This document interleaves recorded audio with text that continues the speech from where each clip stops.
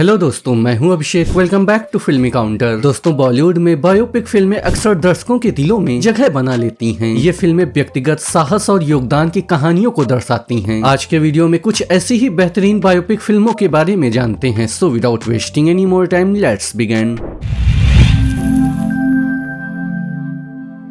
हमारे लिस्ट के नंबर 6 पे है 7.0 की IMDb रेटिंग वाली बायोग्राफिकल पॉलिटिकल ड्रामा फिल्म मैं अटल हूँ। एक हिंदुस्तानी को कश्मीर जाने के लिए परमिट चाहिए, वहाँ तिरंगा फहराना अपराध है। अखिल भारतीय जनसंघ एवं ये पूरा देश धारा 370 का विरोध करता है। फिल्म मैं अटल हूँ की कहानी भारत के पूर्व प्रधानमंत्री अटल बिहारी वाजपेयी के जीवन पर आधारित है। यह फिल्म उनके व्यक्तिगत संबंधों, परिवार और दोस्तों के साथ संबंधों और कविता और साहित्य के प्रति उनके प्रेम को दर्शाती है। हमें आज जरा भी दुख नहीं है कि एक वोट से हमारी सरकार गिर गई।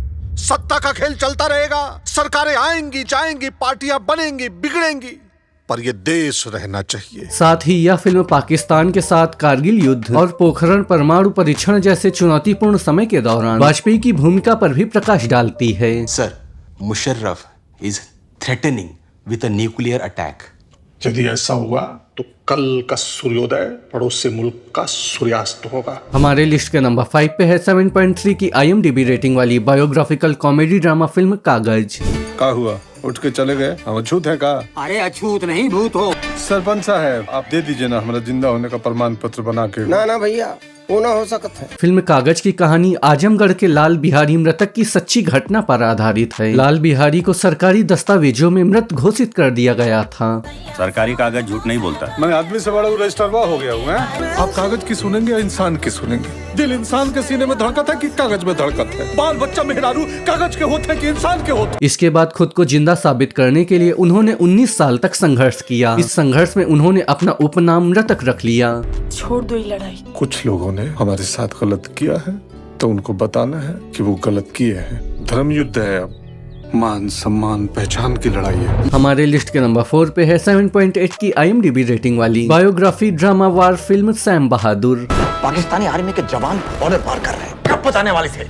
श्रीनगर पे पाकिस्तानी झंडा देखने के बाद। अगर वो श्रीनगर तक पहुंच गए, we will lose Kashmir. Field marshal Jamshed ji Manekshaw देश के सबसे बहादुर सोल्जर में से एक माने जाते हैं। वे देश के पहले फील्ड मार्शल थे। ये विदेश की उपाधि थी जिसकी शुरुआत उन्हें सम्मानित करने के साथ ही हुई। एक तरफ चाइना, दूसरी तरफ ईस्ट पाकिस्तान और चारों तरफ प्रॉब्लम्स। ये जंग है, मुझे और मेरे सोल्जर्स को इसी की ट्रेनिंग मिली है। सैम की बात करें तो पहले उन्होंने ब्रिटिश सेना के लिए सर्व किया और फिर आजादी के बाद वे भारतीय सेना का अभिन्न हिस्सा बन गए। उन्हीं के पूरे परिवार, पॉलिटिकल अफेयर और पर्सनल लाइफ को शामिल करते हुए ये बायोपिक बनाई गई है। याद रहे, पाकिस्तान को ये जंग हमेशा याद रखनी चाहिए।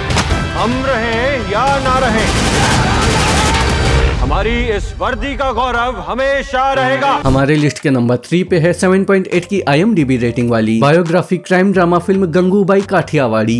शायद आप लोगों को मेरी बात थोड़ी सी कड़वी लगे, लेकिन ध्यान से सुनना। आपसे ज्यादा इज्जत है हमारे पास। पूछो कैसे? आपकी इज्जत एक बार गई तो गई। हम तो रोज रात को इज्जत बेचती है, साली खत्म ही नहीं होती। गंगूबाई काठियावाड़ी 60 के दशक में मुंबई के कमाठीपुरा में एक वैश्यालय चलाती थी। उन्होंने यौन कर्मियों के अधिकार और अनाथ बच्चों के कल्याण के लिए काम किया।